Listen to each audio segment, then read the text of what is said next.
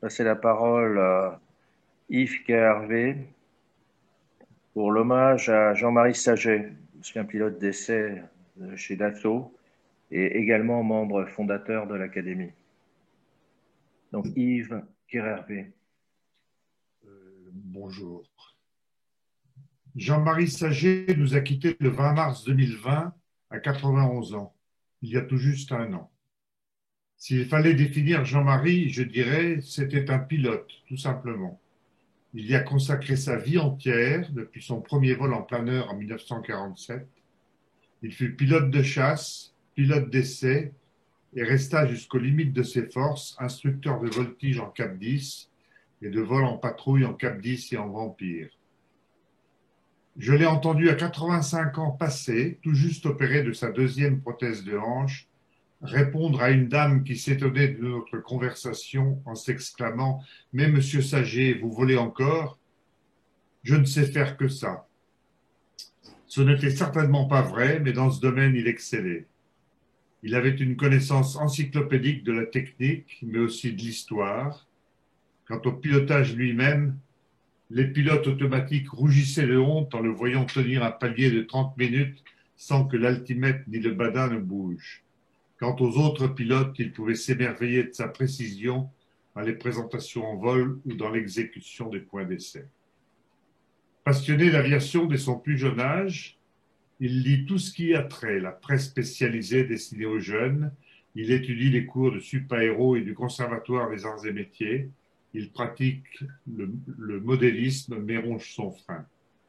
En 1946, le 14 novembre, il fait enfin son premier vol sur Caudron C800 à Saint-Cyr-l'École. Il s'essaye même en 1948 à la construction amateur.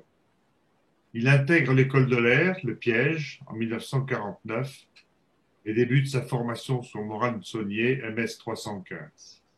Et puis c'est l'Amérique, avec une formation de base sur T6 à Connolly Air Force Base, au Texas, puis l'Advanced Training sur le prestigieux P-51 Mustang. Retour en France en 1952, affectation à Dijon, à la deuxième escadre de chasse, escadron 2-2 sur Vampire. En 1953, il passe sur Ouragan, premier avion en réaction signé Dassault dans l'armée de l'air française. En août 1954, on lui propose de participer à la Coupe Saint-Exupéry, course qui relie Creil à Cannes. Il la gagne et à la réception au Palm Beach, un vieux monsieur en smoking s'approche de lui et lui dit « Alors c'est vous qui avez gagné la course ?»« Oui, monsieur. Eh bien, on se reverra. » « Qui est ce monsieur ?» demande-t-il à son voisin. « Mais c'est monsieur Dassault. » Le 30 avril 1955, c'est le début d'une deuxième carrière de pilote ô combien prestigieuse. Le colonel Rozanov vient de se tuer à bord du Mystère 4 B-01 et le colonel Tufal, directeur des essais en vol, souhaite compléter son équipe qui ne comporte plus que 4 pilotes d'essai à Melun, Paul Boudier, Gérard Muselli, Henri Suisse et Roland Glavany, et 2 à Bordeaux, affectés à la mise au point des avions de série, Daniel Rastel et Georges Briand. Après les lâchers sur les avions en essai de la maison, l'Ouragan, Mystère 2, Mystère 4A, Jean-Marie suit le stage de l'Epner dont il sort en 1956. Il a 27 ans. Il participe ensuite aux essais du SMB2, puis du Mirage 3. En 1957, il effectue un stage dans l'aéronautique navale pour obtenir une qualification à l'appontage sur F6F, qui lui servira plus tard pour les essais de l'étendard sur le Clemenceau. Il est ensuite impliqué dans tous les essais de prototypes de la maison Dassault dans une période particulièrement riche. Tous les Mirage 3, 5, 4 bombardiers stratégiques bimoteurs, le Balzac V001, avion expérimental démonstrateur pour le décollage et atterrissage vertical, le Mirage V qui en dériva, le Mirage F1, puis les Mirage G, géométrie variable. Il participe aussi au programme Étendard et sera le pilote responsable des essais d'Étendard 4M, la version marine, la seule qui soit restée. Et il effectuera les vols de navalisation à Bedford, en Angleterre et sur le Clemenceau. N'oublions pas l'Alpha Jet et le Jaguar, ainsi que l'Atlantique, issu du bureau d'études de Breguet Aviation, récemment fusionné avec Dassault. Jean-Marie est le spécialiste des vrilles qu'il effectue sur Jaguar, Alpha Jet, Étendard et plus tard sur le Super Étendard. Il est très impliqué dans les essais du Mirage 2000, premier chasseur d'assaut à commande de vol électrique. Son dernier prototype militaire fut le Mirage 4000, dont il fait le premier vol le 9 mars 1979. Superbe avion bimoteur qui n'aura malheureusement pas de descendance. C'est son avion. Il fera son dernier vol d'avion de combat à bord du prototype unique le 24 décembre 1985. Il avait dépassé d'un an la sacro-sainte limite d'âge de la société pour voler sur avion de combat. Il s'est ensuite consacré à la famille des Falcons et à l'Atlantique 2. Il quitte le même jour la fonction de chef pilote qu'il occupait depuis juillet 1977.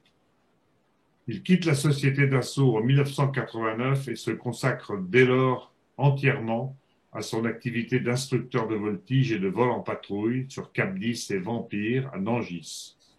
Il est à l'origine de la formation dans ce domaine de très nombreux pilotes passionnés. Le 18 avril 2015 à Nangis, Jean-Marie passe le cap des 20 000 heures de vol, ce qui, dans ce type d'activité, constitue une exception et un exploit. Au cours de sa longue carrière, il rencontra un grand nombre d'incidents en vol qu'il géra parfaitement et 2 accidents graves. Le premier sur Alpha Jet en mission de présentation en Égypte, le 15 septembre 1976, dans un vol de reconnaissance d'un champ de tir, un pilote égyptien est en place arrière. Victime de problèmes moteurs en dernier virage, il ordonne au pilote en place arrière de s'éjecter et jugeant que l'altitude restante pour sa propre éjection est trop faible, il décide de se cracher. Il est assez grièvement blessé. Le deuxième, le 9 mai 1984 à Istres, à bord du Mirage 2002, victime encore une fois d'une perte de poussée en dernier virage, il s'éjecte, sans dommage pour lui cette fois. Exceptionnel pilote de voltige et de présentation en vol. Il était d'une extrême discrétion. Il se racontait peu malgré une carrière exceptionnellement riche en aventures aéronautiques. Les conseils qu'il prodiguait aux jeunes pilotes de présentation en vol, ce fut mon cas, étaient rares et précis, mais bien souvent, il fallait les solliciter. Pour compléter ce tableau, il faut ajouter que Jean-Marie était un bourguignon quelque peu chauvin, et dans tous les pots suite au premier vol de la société, le kir était la boisson incontournable. Il était un fin connaisseur des crus de Bourgogne, et son avis en la matière était tranché, comme bien souvent dans les essais. Le Bourgogne, ça se boit, le Bordeaux, ça se pisse. Que dire pour conclure? Jean-Marie était dans le domaine des essais en vol une légende vivante. C'était un homme d'une extrême courtoisie. Il pratiquait un humour très british. C'était un flying gentleman. Merci.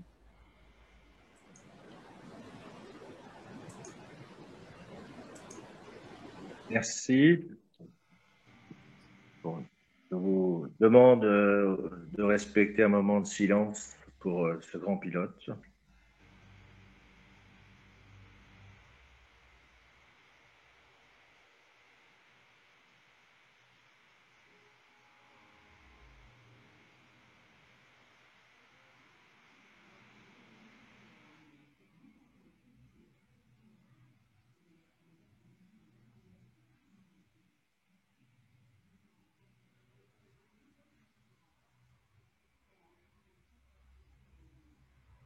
Merci.